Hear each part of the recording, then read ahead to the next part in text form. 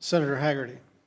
Thank you, Senator Schatz, Senator Romney, for holding this hearing. And to all of the nominees here today, I want to congratulate you. Should you be confirmed, you're going to have the unique opportunity and responsibility to represent the most exceptional nation in the world. And you're going to a region that is very critical right now, critical to our nation's security, but critical to the world's security.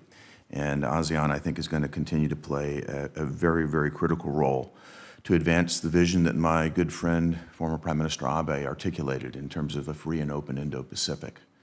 And it was a great honor for me to work with him to deepen our alliance in that region and to expand that vision. It's a vision that I think has a tremendous amount of opportunity for us.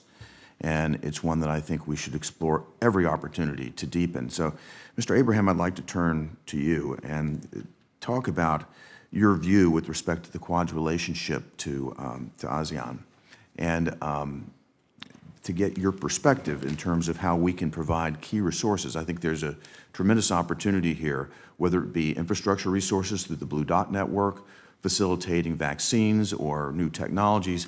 But I'd like to get your perspective on how we can deepen our relationship with the Quad framework in ASEAN. Senator, thank you for the question, and thank you for your leadership in the region. If confirmed, one of the things that I would be most enthusiastic about doing is trying to find ways consistent with our views around ASEAN centrality to create greater connectivity within the region, within the various institutional pieces of the regional framework, one of them being the Quad.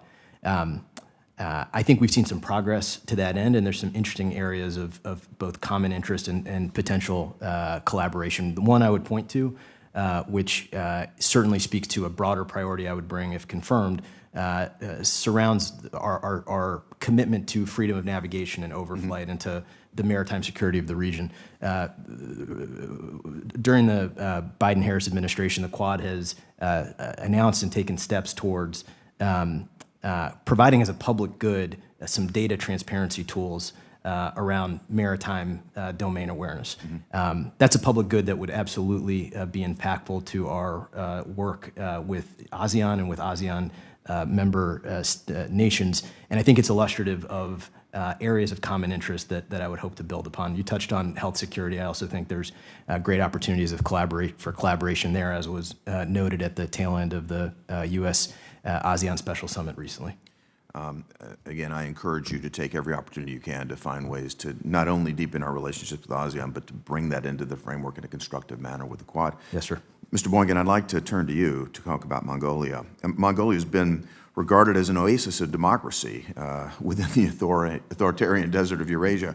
Mongolia also has a rich history dating back to the times of Genghis Khan. We're also aware of the fact that the Chinese Communist Party makes very humane efforts to dilute the cultures of ethnic groups such as the Uyghurs in Xinjiang. The Chinese Communist Party is attempting to do the same thing with Mongolian heritage and culture, as you know, I'm certain. In 2020, the Chinese Communist Party demanded the removal of the words Genghis Khan, the word empire, and Mongol from a museum exhibition in France. The Chinese Communist Party wants to airbrush its history to minimize the important role of ethnic minorities such as the Mongols. And in addition, the Chinese Communist Party is intensifying its pressure on ethnic Mongolians that are living in China to suppress their local language, to suppress their culture.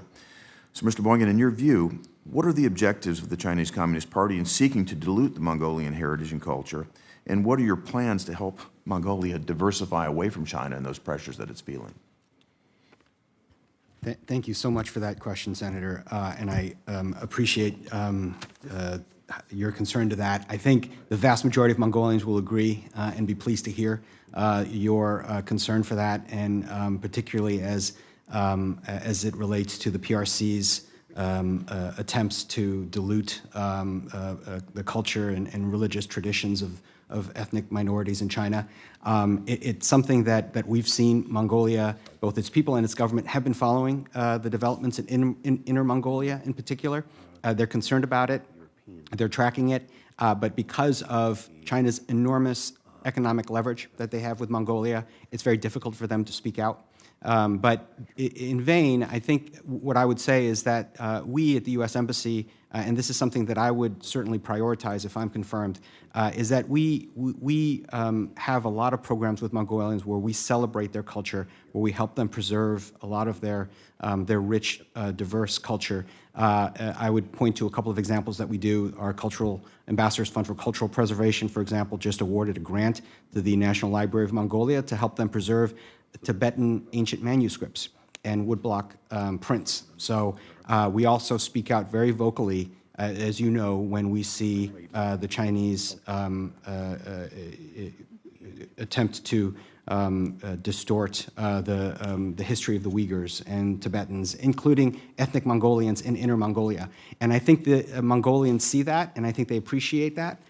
So I would hope to continue that conversation with my Mongolian counterparts, if confirmed, to help them, one, celebrate their rich history, but two, figure out ways where we can figure out how we can speak openly and candidly about what's going on in the PRC. Excellent. Thank you. Thank you, Mr. Chairman. Senator